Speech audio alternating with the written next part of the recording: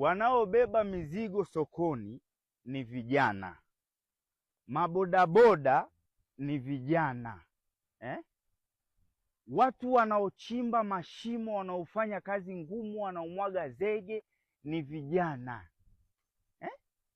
Wamachinga ni vijana Waokota makopo ni vijana. Alafu anatokea mpumbavu mmoja, kazaliwa na mama yake na baba yake, anasema vijana sasa hivi hawataki kazi. Wewe hawataki kazi? Hawataki kazi gani? Kazi ipi? Ya wapi? Wewe umeona kuna kijana gani hataki kazi? Vijana hawataki kazi au nchi haina kazi?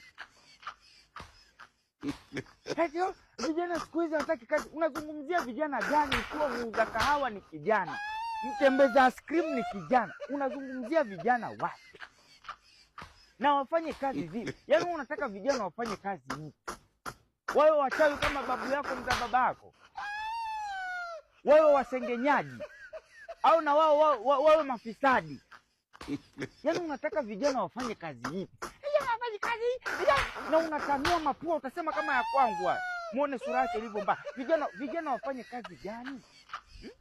Wabeba maji, kusambaza maji ni vijana. Watu wanaofanya makazi kwenye dry cleaner ni vijana.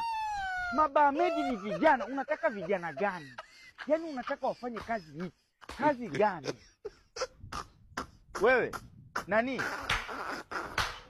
Au wewe ndo kazi yenyewe? Wewe unataka ufanywe kazi wewe?